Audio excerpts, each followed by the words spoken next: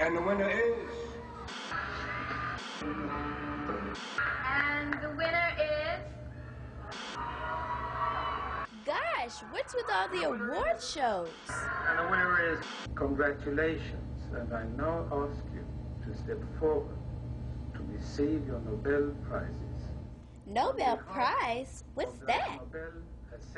Beats me. What? You don't know what the Nobel Prize is? We're going to have to do something about that. Whoa! What's up with this? Hey, the dude's coming out of the TV. It's like Alien. May I? Yeah, sure.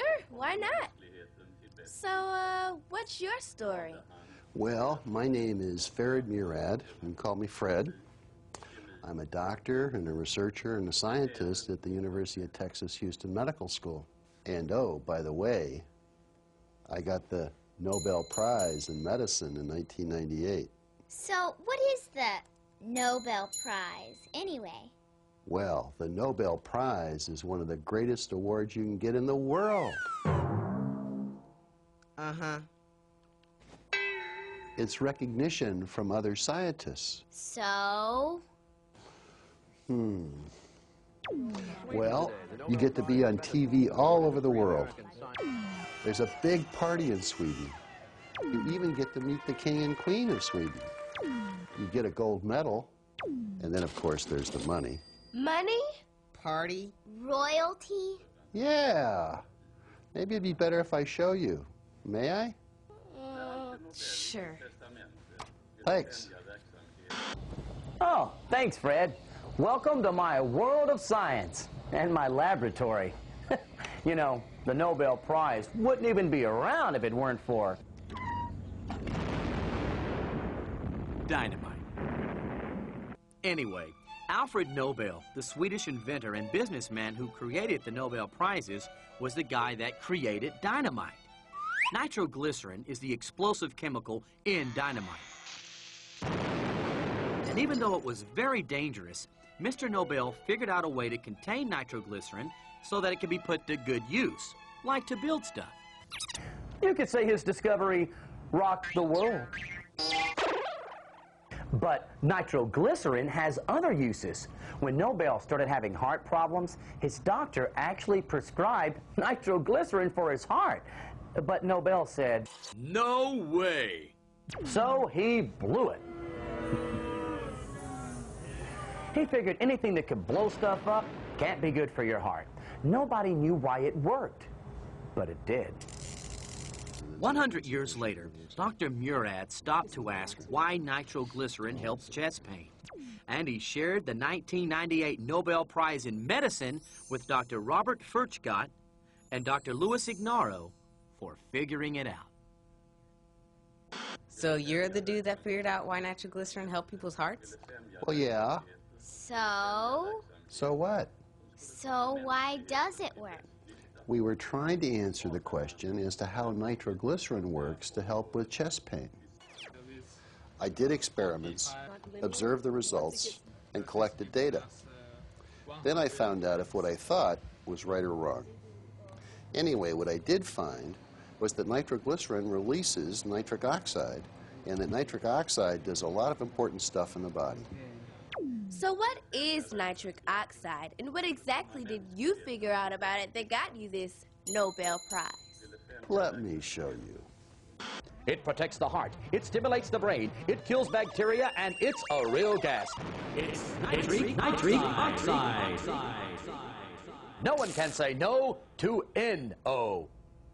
Nitric oxide, or NO, is a simple molecule with two atoms, nitrogen and oxygen. And yes, it's a colorless, odorless gas. A scientific sensation sweeps the globe. Nitric oxide is everywhere. This common and toxic pollutant depletes the ozone layer. It's even found in car exhaust and cigarette smoke. But from supermenace to superhero, nitric oxide is also found inside the human body and could help send very important messages, which are not from our sponsors. When blood flows through your blood vessels, the inner lining, or endothelium, releases nitric oxide. The nitric oxide signals your blood vessel to relax and widen. So what? This in turn lowers blood pressure, the force which the blood exerts on the vessel walls.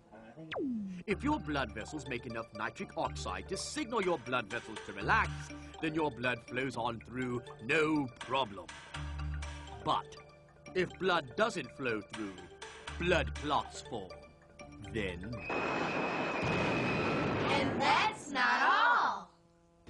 Whew. So, relaxed blood vessels allow more blood to flow, and nitric oxide can have an impact on all different parts of the body. For example, nitric oxide is already saving the lives of babies who were born too early. By breathing in very small doses of this gas, it helps their lungs and improves their breathing. And that's good. In nerve cells, nitric oxide can stimulate the brain, affecting things like behavior. Oh, behave, baby. As part of the body's self-defense mechanism, nitric oxide defends against tumor cells and bacteria, too. It's amazing stuff. But nitric oxide is no laughing matter, and not to be confused with nitrous oxide, better known as laughing gas. Somebody turn off that gas.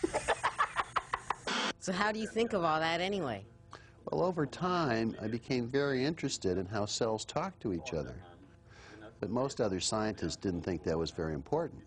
Dr. Murad figured out that when cells talk to each other, it's like one cell sends an email to another cell somewhere in the body, and the email is the gas nitric oxide.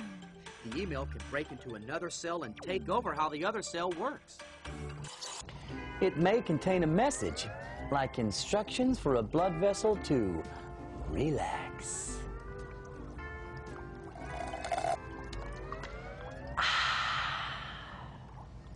Or it may contain some other type of instructions. For example, if the message is being sent to a cancer cell, the nitric oxide may kill the cancer and then self-destruct. Hasta la vista, baby. Nitric oxide in your body affects so many things, it's like having a worldwide internet system inside your own body. So why did you go into science in the first place? Well, it's really a lot of fun to figure out how stuff like this works. And you don't have to be brilliant to get ahead. You just have to have some goals and be prepared to work very hard. As a scientist, you get to do something for the first time that nobody else has ever done, and that's exciting. Sometimes your discovery opens the door to a whole new way of thinking and even more new discoveries. It's really cool. It's kind of like the Science Olympics, and the gold is the Nobel Prize. Teams of scientists around the world compete with each other. It's fun. Who's going to finish first? Who's going to win the prize?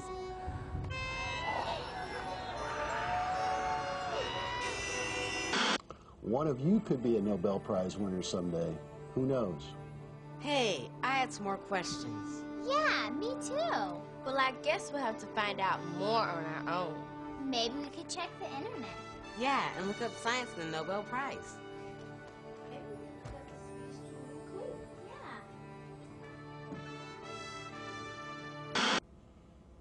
They're gone, and they left some popcorn, didn't they? Yum.